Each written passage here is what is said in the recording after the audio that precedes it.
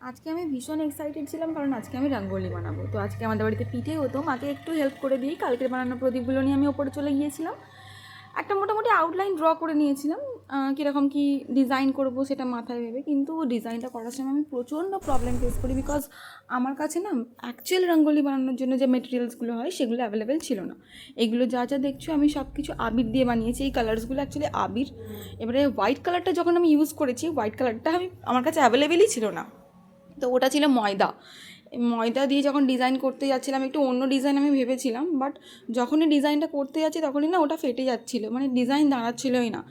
যার জন্য শেষে ওই ড্রপটাই আমি ক্রিয়েট করলাম, ওই ডিজাইনটাই। ভাবলাম বর্ডার দিয়ে দিই, তবুও দেখতে ভালো লাগছে। একটা সিম্পল বটল নিয়েছিলাম, তার ওই যে ক্যাপটা হয় না, ওখানে একটা হোল করে আর ড্রপটা আমি দিয়েছি। মা বললো যে বেশ ভালোই হয়েছে, বাট আমি অতটা স্যাটিসফাইড হইনি, কারণ আমার ইচ্ছাটা আর একটু বেশি ছিল যে আউটকামটা আর একটু বেটার হবে, আরও অন্য ডিজাইন মাথায় ভেবেছিলাম, বাট হয়নি। এবছরের দীপাবলিতে আমার ভাই একটু অন্য স্টেটে আছে, তো আমার ওর জন্য খুবই মন কেমন করছিল যে ও নেই এবারটাতে। তো মায়ের সাথেই একটু বাজি ফাটালাম। তারপরে বাজি টাজি ওই ফুলঝুরি আর এই ফটিয়েছি একটু। তারপরে আমার বাপি এসেছিলো বাজি ফাটানোর জন্যই, বাট ততক্ষণ আমি সব গুছিয়ে দিয়েছি। তো লঙ্কা পটকা নিয়ে বাপি নিচে চলে গেছে, নিচেই ফাটাচ্ছিল। তারপরে একটা প্রতিমা যাচ্ছিলো, ওটাকে দেখি আজকে দিনটা আমার শেষ হলো। টাটা, দেখা হচ্ছে নেক্সট ভিডিওতে।